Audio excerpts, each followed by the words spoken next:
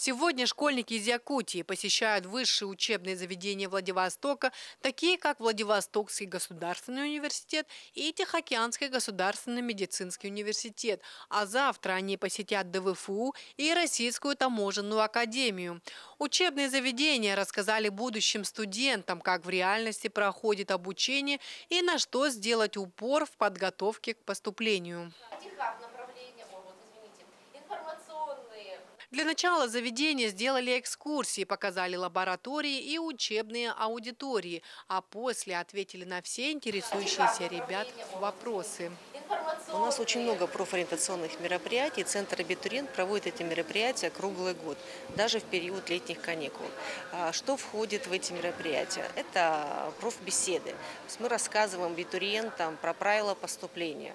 Мы рассказываем, каким образом правильно подавать документы, какие выбирать профессии, как это правильно делать. Мы проводим профильные смены. 3 раза в год, осенью, весной и летние каникулы мы проводим смены, с помощью которых ребята могут попробовать себя в профессиях, побеседовать с представителями различных профессий.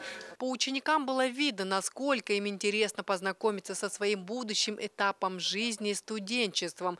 Кто-то уже примерял на себя белый халат врача, а кто-то в мыслях проектировал сложные инженерные конструкции.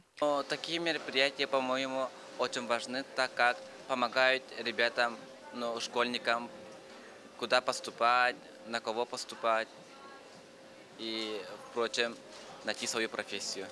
Очень понравились вузы Владивостока. Они очень красивые, интересные, также познавательные. Мне очень понравились лекции и учителя тут.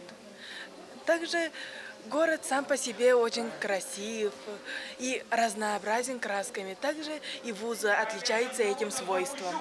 Важно ориентировать школьников на востребованные экономикой профессии, чтобы после окончания у них не было проблем с трудоустройством.